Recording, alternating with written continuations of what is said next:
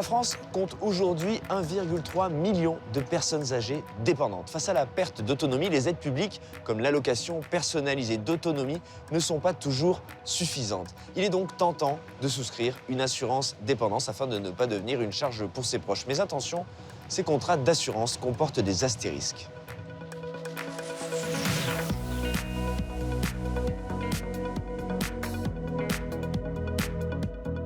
Le principe est le suivant. Vous versez des cotisations mensuelles à partir de la date de souscription.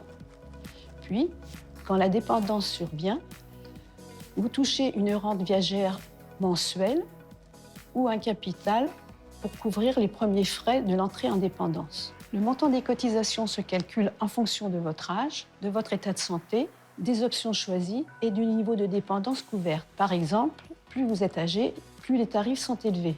Notez également que les montants des cotisations peuvent évoluer à la hausse, en général de 1 à 4% par an.